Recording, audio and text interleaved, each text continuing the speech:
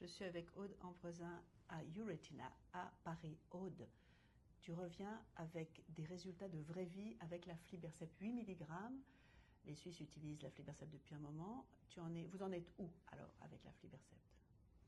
Alors c'est vrai que ça fait maintenant un recul qui est d'une année par rapport à des résultats de vraie vie en Suisse. Des résultats de vraie vie qui se sont vite constitués du fait de l'adoption rapide et par les patients et par les médecins de cette molécule d'Aflibercept 8 mg. Et donc effectivement, j'ai pu, sur le choix des co-auteurs du papier, des centres de recherche rétine suisses qui se sont mis ensemble pour constituer des cohortes avec des nombres suffisamment intéressants pour que nous, cliniciens, nous ayons des informations utiles, présenter les résultats de vraie vie sur une cohorte de patients naïfs souffrant de dégénérescence maculaire. Un collègue a pu présenter une cohorte switch de patients AFLI8 de ce réseau de centres de recherche suisses. Et j'ai pu aussi présenter des résultats de vraie vie sur une cohorte monocentrique de mon centre de recherche qui a un petit plus d'avoir pu analyser grâce à l'outil de l'intelligence artificielle les volumes de fluide au cours de la dose de charge ou d'induction pour les patients naïfs ou juste avant et après le switch pour les patients switch.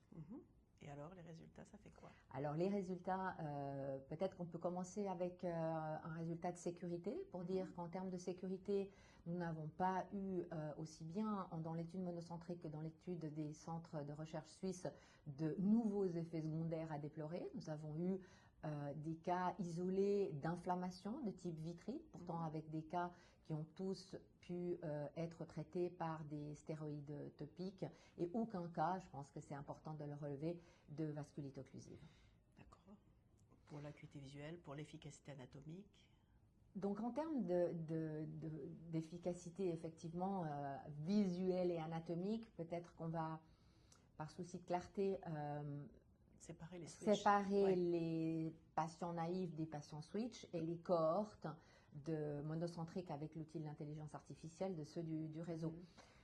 Commençons peut-être avec les cohortes naïves monocentriques, là où nous avons pu utiliser l'outil de l'intelligence artificielle. Nous avons pu intégrer 57 yeux dans cette cohorte naïve qui a permis, je pense, un intérêt de cette cohorte, c'est de pouvoir, par le modèle d'étude que j'ai constitué, regarder les OCT à chaque visite pendant la phase d'induction. Et ce qui m'a vraiment frappé, c'est l'effet asséchant rapide. C'est-à-dire que dans tous les compartiments, en termes de volume, puisque c'est ce que l'intelligence artificielle nous donne, nous avons eu une réduction significative du volume du fluide intrarétinien, sous-rétinien et dans le décollement de l'épithélium pigmentaire, une réduction dès la première injection d'Aflibercept 8 mg, qui s'est ensuite constituée au cours de la loading dose et qui s'est révélée significatif à 3 mois et à 6 mois, puisque c'est aujourd'hui le suivi qu'on a dans cette cohorte de patients naïfs suivis par l'intelligence artificielle.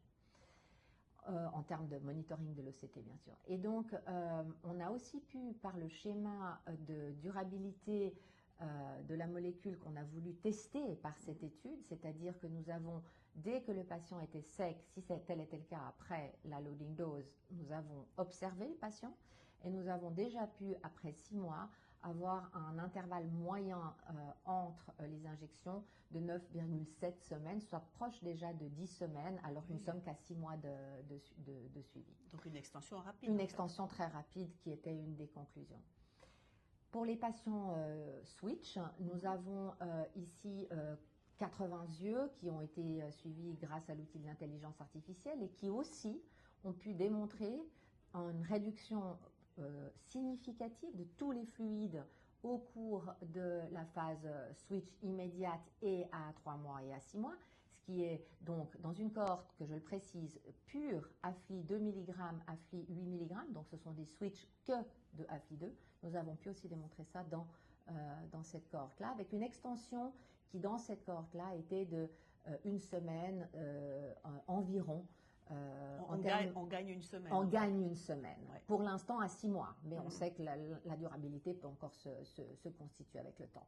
Mais cet effet sur l'assèchement Et cet effet, quand même déjà visible sur la durabilité dans cette cohorte-là, a été aussi une révélation de cette étude-là.